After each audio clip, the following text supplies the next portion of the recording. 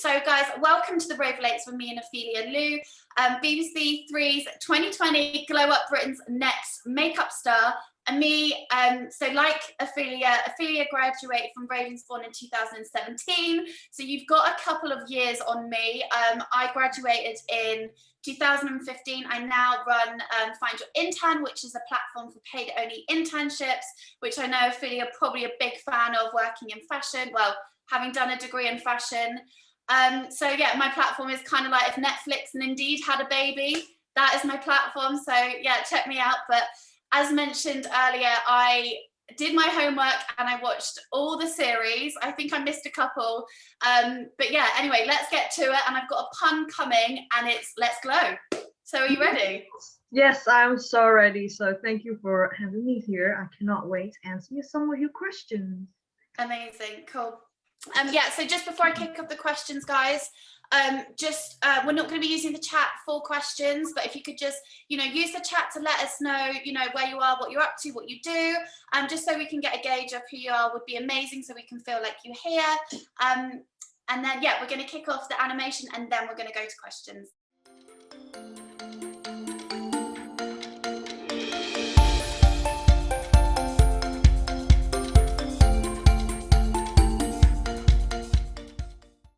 Okay, so let's get going with some questions. So you wild the world with your creative and intricate designs on BBC Glow Up.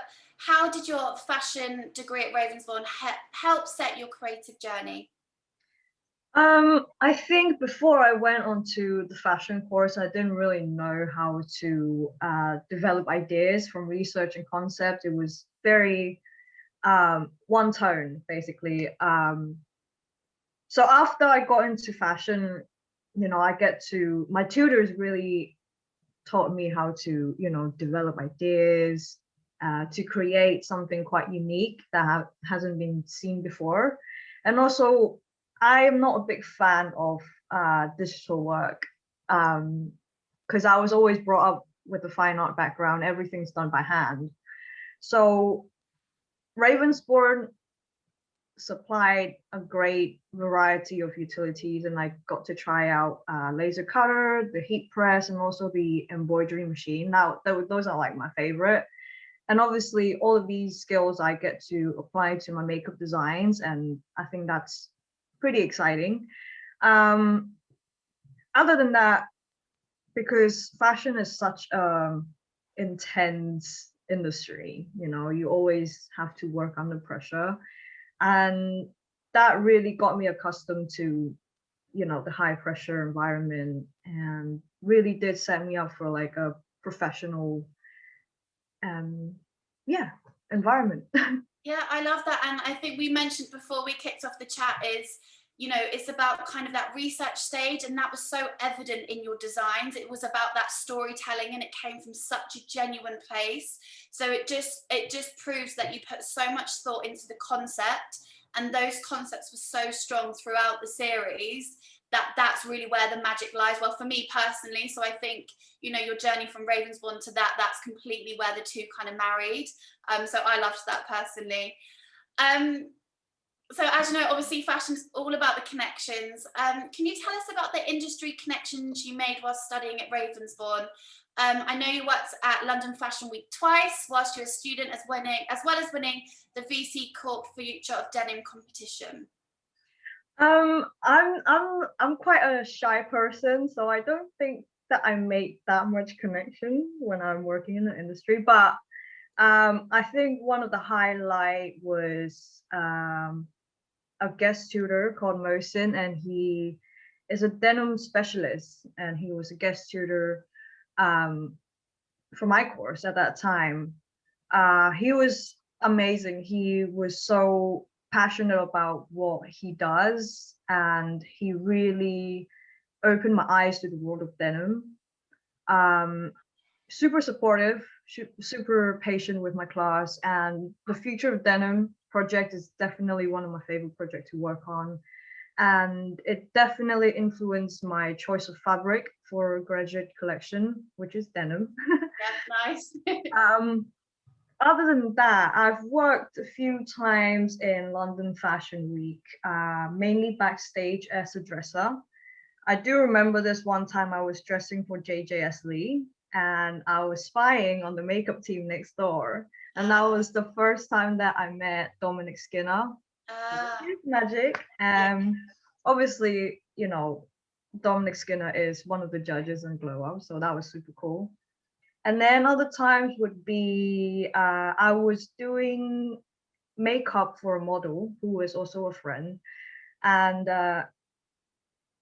it was also a shoot as well. And we did prints for Yang Li, which is a Chinese but London-based fashion designer, and it was so cool. That collection was obviously shown in London Fashion Week as well. So yeah.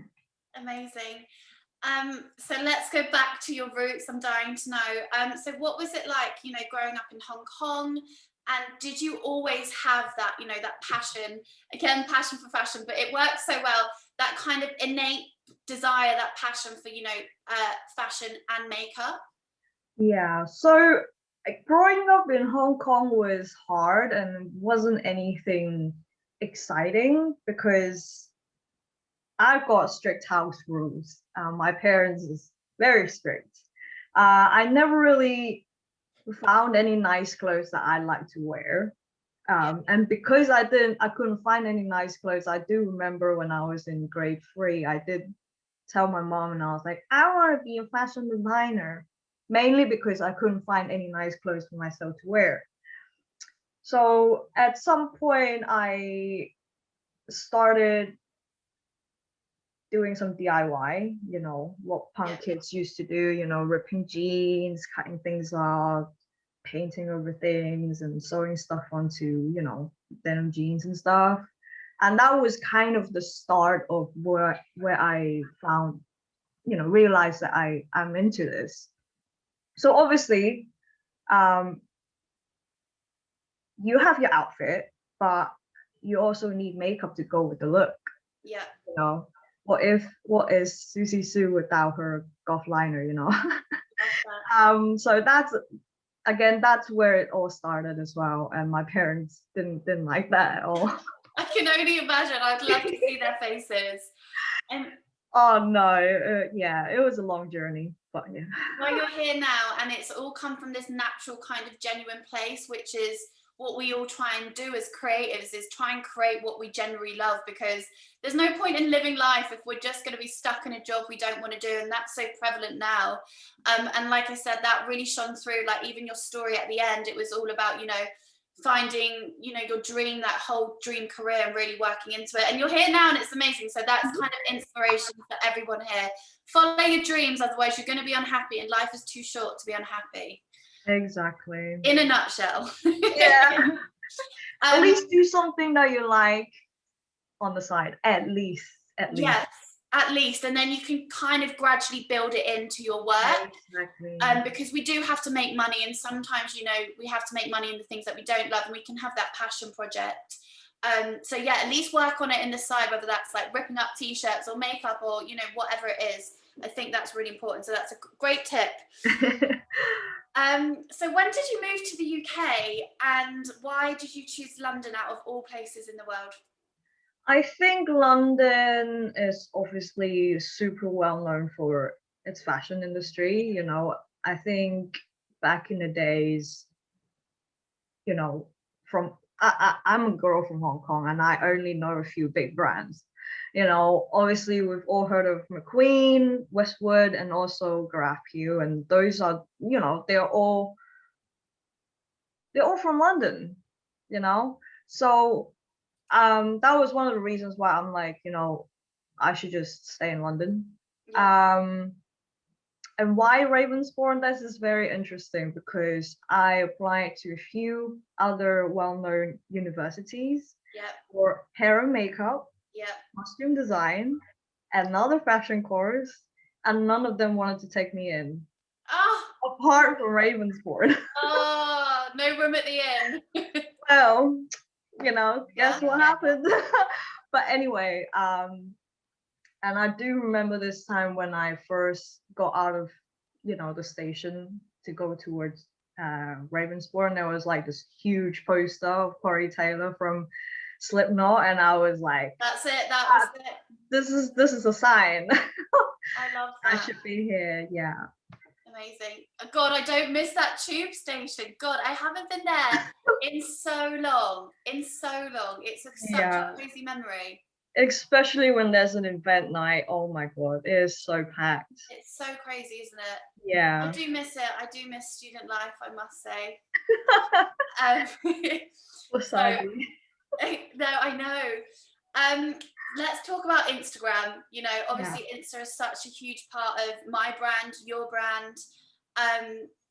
So you have an Instagram with a hefty, you know, a 500,000 follower count, which is impressive. How important is, you know, social media for channeling your creativity and profiling your designs? I started off using social media. Um, it was a way for me to record new experiences and like showing my friends the looks that I could do when I'm away from Hong Kong, because I knew I couldn't do it in Hong Kong. So I was kind of like creating a memory book. So maybe like whenever I move back to Hong Kong, I could look back into and be like, yeah, I've done that before, you know, even though I can't do it now. But I think it's slowly developed into a showcase of, you know, what I'm interested in, my work, and also my personality as well. Just because, you know, people could see my work and they would be offering me jobs Yeah, just because of my Instagram. yeah, I think it's very unlike a portfolio, which is all black and white and proper, yeah, very strict, and you know, it's not my thing. yeah, But you know, Instagram and other social media handles like TikTok, you know, your work will show up on anyone's phone yeah, at any time, and you make that connection almost right away. So social media is a very broad and quick platform to really showcase what you can do. So it's very important, I think.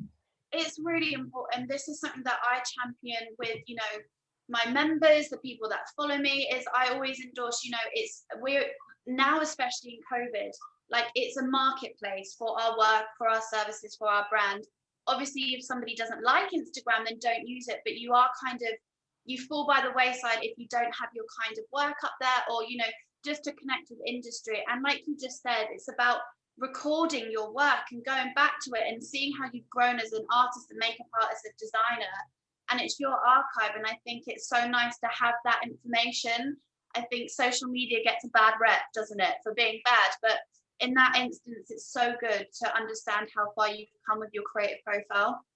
I mean, as long as someone is, you know, liking your work, then who cares who hates social media or not? Like, it's working for you, then it's working, right? So Exactly. Manipulate it, make things work for you. Like if it's a way of earning money or getting to your dream destination, then so be it. But you know, don't kill yourself in the process by being on social media all the time. Just use it when you can. exactly. So you've worked for some amazing blue chip brands such as Boots and Amazon. Could you tell us a little bit more about your experiences and what you learned whilst working with these brands? Working with Boots, it was a shoot for Halloween campaign, obviously. Yeah, love, very you. It feels very nostalgic because it reminded me of working backstage with a massive team. And that's actually where I met my manager, Laura. She gave me really good feedback, and she just took me and took care of me And afterwards. the way. Yeah.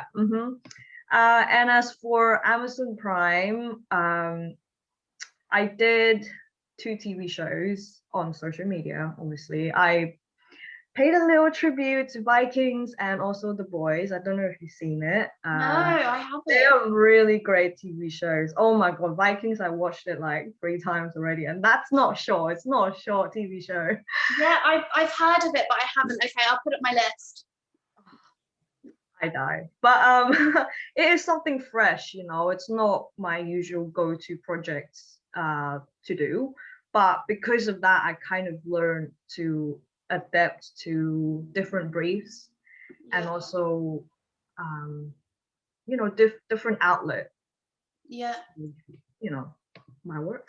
Yeah, of course. And something that I picked up on, which I wanted to highlight, which I think is so key for like the people joining this, is that what I saw from you in the show is what employers and brands look for. So your personality was so prevalent, but you were very composed and professional. And that is something that employers and brands look for when you're getting into industry, when you're working in under a brand, whether you're applying for internships or jobs. Like, it's that sweet spot of showing your personality, which I think you did so well. But you hunkered down and you got on with the job. And I think that is it's so key. That is such a great trait for people to have. So if anything, and of course, like we spoke about earlier, you followed your true passion, and that was so evident in each one of your looks. Like, I mean, even the first look that you did, like, that was probably one of my favorite ones, actually. I'm very graphic as well, like I'm very linear, and the cotton bud, like, it's very satisfying. It was so prevalent to see that kind of concept and the passion and the purpose, and that's why you're here now. So I think it's amazing for everybody watching this here today, however many people there are, I'm not sure.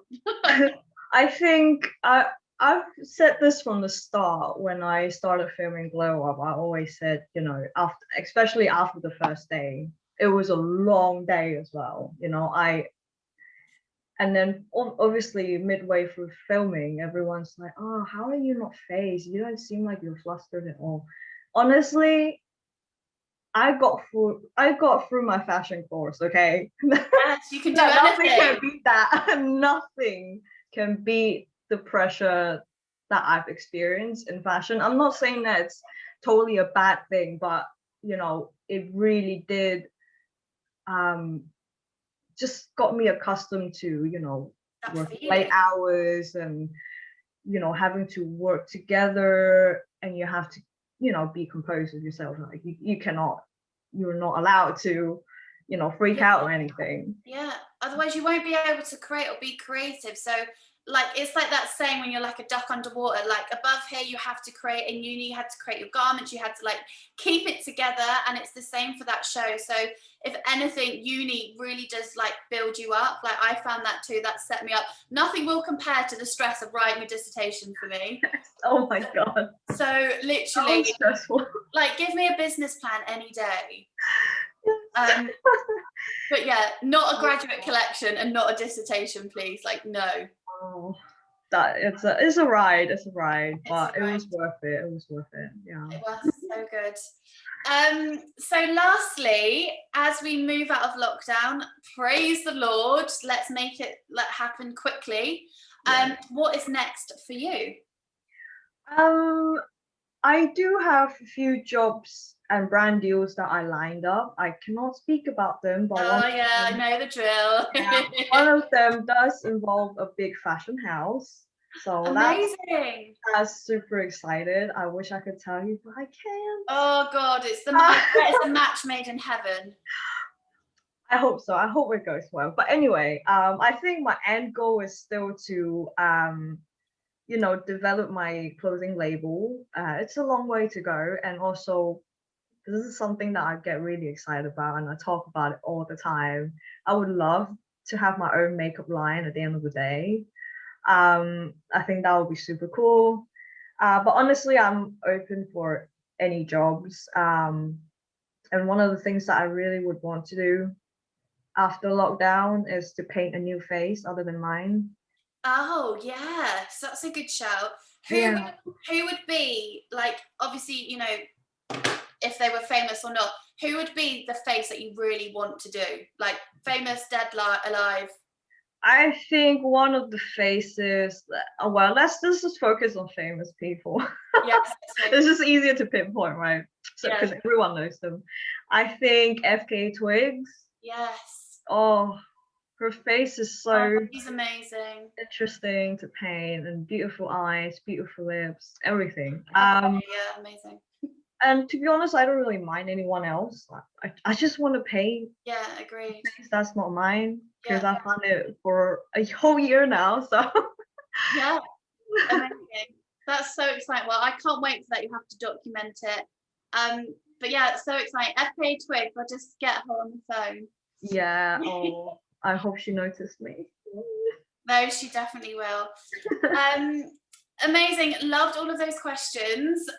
So now we're gonna go to some questions from real life Ravensbourne students. So I will kick off with Sophie. So have you got any daily or weekly habits that you think help you to succeed in business? I think having to create every day is really draining. You cannot, you can't just keep creating new ideas every day. It's hard, So I actually plan myself to do at least 2 looks a week. Cool. And in my free time, I think we talked about this before, I like to do research and, to look for inspiration, either if it's just films or any kind of visuals. Even if that means spending a day watching Netflix, it will become useful further down the line. Obviously, to really get into the momentum, I like to plan my weeks ahead, what looks I'm gonna do, what jobs I have planned for, so I can sort of like adjust my schedule. Sometimes I might even do 2 looks a day just to make sure that I get a day off tomorrow. And obviously we get something called the artist block, and sometimes you just can't think of anything no matter whatever you try. So that is the point when I actually start to do something else. That means my clothing line. I would then switch to another creative outlet, and that's basically breaking a routine to sort of refresh your mind. Yeah, you have to. I think that's so key what you said, just about knowing you've got to do 2 looks, and just it's about being structured but also letting the creativity come, and just working that into your week no matter how that kind of looks. I think that's key. So great takeout. Phoebe asks, how do you think social media has affected your reach to an audience, and do you ever feel pressurized to look a certain way? I think people on social media, especially people who likes to follow trends and stuff like that, they almost, to me, feels like they compare themselves to other people a lot. I mean, beauty is subjective and very personal. I connect with my audience because I'm not perfect. I have flaws. I am literally the total opposite of what the beauty standard is. But I am Asian. I've got an interesting background. I got skills. I got knowledge. Yes. And more than that, I embrace my flaws. And to be honest, I think I'm good enough to not feel pressured to look a certain way. And it's working out pretty fine. So why should I look any other way? Yeah, no, you're so right. And I think that is so key and so prevalent that we do that and that you do that, being an influence, being on social media. But of course it's hard when we're always looking at our faces, and you're painting your face all the time, and we're always on Instagram, always on stories. So of course you're going to pull out those flaws or whatever they may be, like personally to you. But it's so key that we try to embrace them. Exactly. I think people need to realize that people around them in the real world, there's so many types of what we call beauty. Like, it's not always just on social media, and we cannot look past all these other people and just focus on those people on social media. I think that's really important to keep your mind focused on the right things, and not things that don't really matter. Yeah. And they're not bloody real. These people do not look like that. They have Facetune and Photoshop. And anyway, this is a whole other conversation. People can't clock that though nowadays. I know. I can't clock that anything. I'll just be like, oh, that looks really good, but obviously it's impossible for me to embrace that. But yeah. Agree. Well, I could talk about that for a long time. So I think it's important to point that out. Alorza, I hope I pronounced that right. Have you developed your makeup style over the years? How happy, sorry. Yeah, that's fine. I think I started out doing makeup just by imitating, rock stars' looks and aesthetics. I was really into music. I still am, but after doing my fashion course, that's how I really learned how to develop ideas, and I started to know what I like and what I dislike. So I became a little bit more self-aware, and throughout the time I became more diverse. So let's say I could be wearing a massive goth liner to another day where I'd be wearing a dewy skin with a soft eye. Um, so it changes from time to time, which is great. I would not like to stick to one thing, I think. But yeah, I became more diverse, I think. Great. And it's the same with, working on projects throughout uni. Your first year project compared to your graduation project is obviously it's going to evolve. Yeah.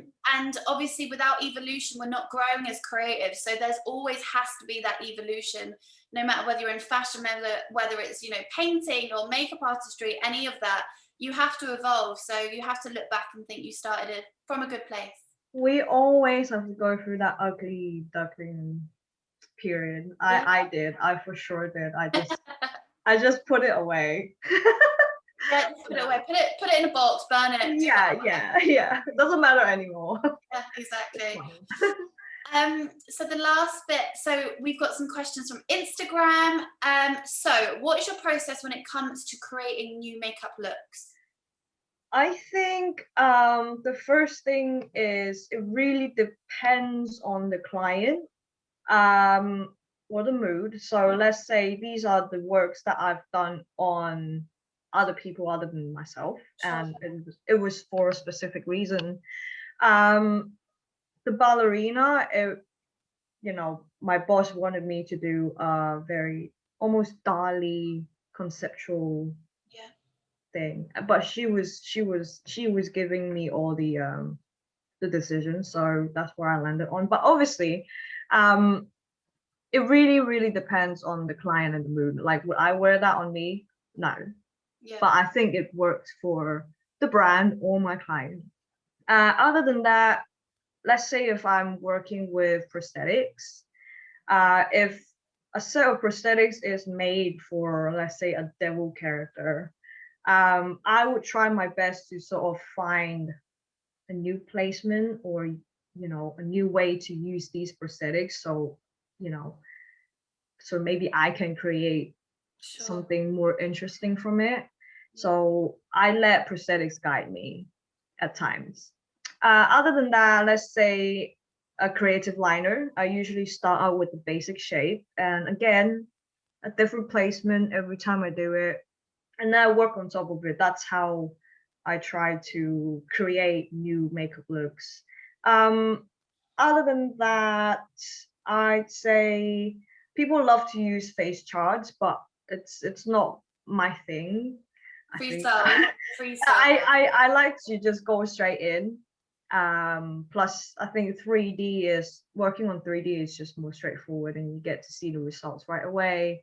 On my own face or on a mannequin. I think that's how I sort of experiment anyway. Yeah.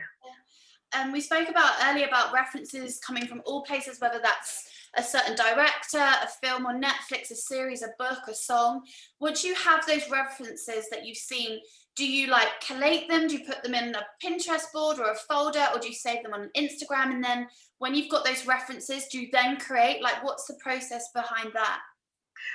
Actually, whenever, let's say, I watch a film or an anime or read a book, I don't really think too much about it. I never think of, oh, that scene is really inspiring. Let me do a look based on that right away. It always sits in my mind, back of my mind, because I still have things to do lined up and stuff like that. So, you know, it pops up every now and then, and I think, oh, I really need to do a look based on this because it's really sticking to my head. Like, I can't stop thinking about it. That's when I know I need to do it. Yeah, just got to get it done.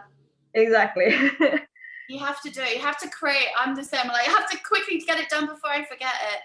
But I think we can overplan, having that Pinterest board or that reference deck or old school and having a sketchbook or whatever. That's over planning, and sometimes it does stunt the creativity. You've just got freestyle, which is I freestyle a lot, I think, when it comes to makeup. And life, I think, and life. Interesting. Freestyle life is the best way. So another question, you blend up themes with elegant vibrations. What are your influences? Games, books, films, music, etc. I think I get that sort of dark, elegant style from just because I am very obsessed with vampires. Like I think that's what I relate to the most. I like to stay young. Spirit animal. Yes, my spirit animal are vampires. But yeah, a lot of things inspire me. It's not just about film and games and stuff. It's, let's say I am watching a sci-fi film, it would make me feel a certain way. Yeah. I would want to become, something that is out of space, something that is totally more human than human. So that is when I do an alien look, just because that is how I'm feeling. Yeah. Or let's say if I'm reading a book about forensic science, I'm totally obsessed with forensic science, by the way. Me too. That's when I really get into sort of digging into, the gory looks and stuff like that. I absolutely love doing those.